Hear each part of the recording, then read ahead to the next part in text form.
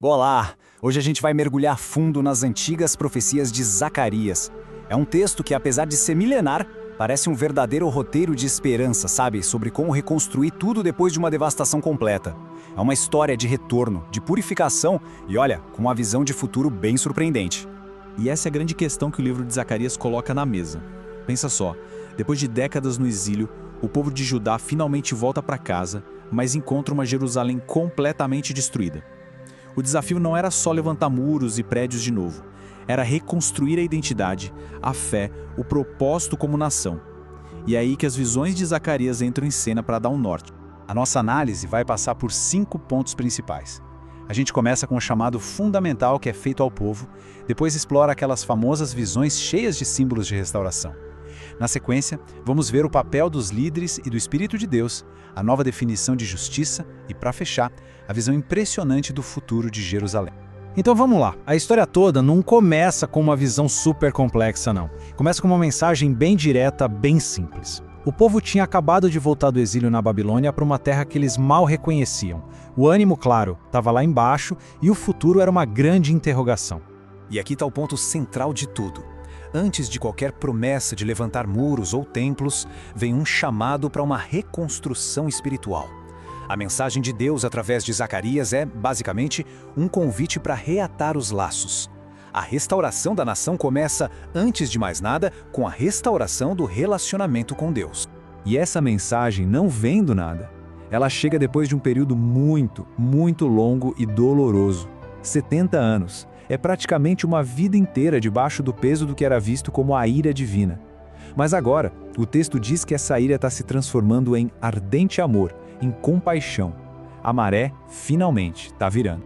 Bom, com essa base de reconciliação estabelecida, Zacarias começa a receber uma série de 8 visões durante a noite. Essas visões funcionam como se fossem um projeto divino, sabe? Mostrando para o povo que Deus não só perdoou, mas que ele tem um plano bem detalhado para o futuro deles. A primeira visão já prepara o terreno. Mensageiros celestiais confirmam que, enquanto as outras nações, as nações opressoras, vivem tranquilas, Jerusalém ainda está sofrendo. Isso é um sinal de que Deus está vendo a injustiça da situação e está prestes a fazer alguma coisa. A simbologia aqui é muito forte. Os chifres são uma imagem dos impérios que oprimiram e espalharam o povo de Israel. E os ferreiros? Bom, eles são os agentes da justiça divina, enviados para quebrar, para derrubar esses poderes. É uma promessa clara de que a justiça vai prevalecer. Essa visão aqui mostra a escala do que está sendo prometido. Um anjo aparece com uma fita métrica pronto para tirar as medidas da Nova Jerusalém. Mas aí vem uma ordem surpreendente. A cidade vai ser tão cheia de gente, tão cheia de vida, que não vai dar para ser contida por muros.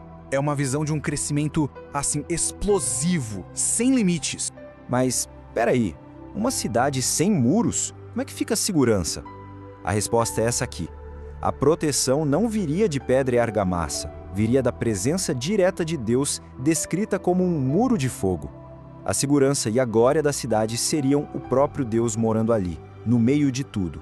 Agora, vamos avançar um pouco para ver como essa reconstrução acontece na prática. As visões não ficam só no campo das ideias. Elas focam também nos 2 líderes humanos que estavam na linha de frente. Josué, o sumo sacerdote, e Zorobabel, o governador.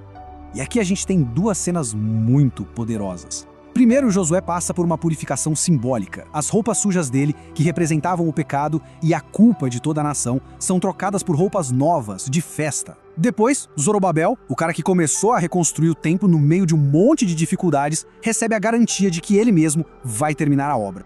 E os papéis dos 2 se completam perfeitamente.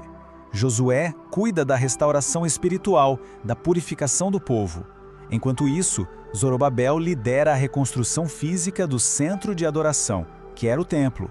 Juntos, eles representam essa renovação completa da nação, tanto por dentro quanto por fora. E essa aqui é talvez a frase mais famosa do livro inteiro. Imagina a tarefa gigantesca de reconstruir o templo com poucos recursos e muita gente contra. A mensagem para Zorobabel é clara: o sucesso não vai vir da força militar ou do poder político. Vai vir unicamente da força do Espírito de Deus. Mas a reconstrução não é só sobre templo e líderes. O livro vai mais fundo, questionando que tipo de sociedade Deus realmente quer construir ali. e faz um contraste muito forte entre rituais vazios e a justiça de verdade. O povo chega e pergunta se eles deviam continuar com os jejuns em memória da destruição de Jerusalém, e a resposta de Deus, lá no capítulo 7, é um não bem direto. Ele não está interessado em rituais de luto, ele está interessado num coração transformado, um coração que pratica a justiça e a misericórdia no dia a dia. E olha só como os mandamentos são específicos, não são conceitos abstratos, são ações concretas, justiça nos tribunais, compaixão entre as pessoas e, principalmente, proteger ativamente os mais vulneráveis da sociedade. Essa é a base da nova comunidade que Deus está imaginando. E para liderar essa nova comunidade, surge uma das profecias mais conhecidas do Antigo Testamento, a visão de um rei que não chega com cavalos e carros de guerra, mas de um jeito humilde, montado num jumento. Um rei que vai trazer salvação não pela conquista militar, mas pela justiça e pela paz.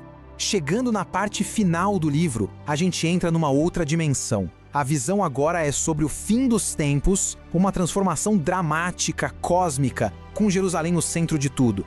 A linguagem fica bem intensa, bem apocalíptica.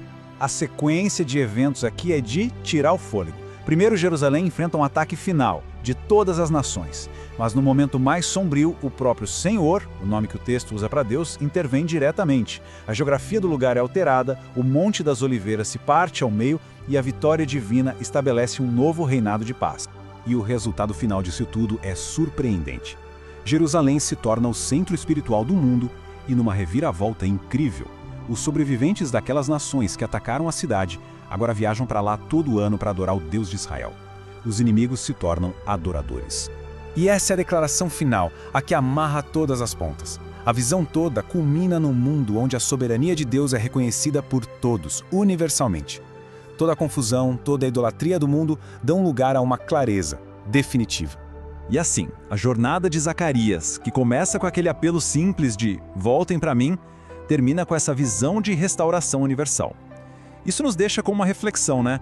Em meio aos nossos próprios desafios, às nossas próprias ruínas, sejam elas pessoais ou coletivas, como é que essa promessa antiga de que a reconstrução é possível através do Espírito, da justiça e da esperança pode continuar nos inspirando hoje?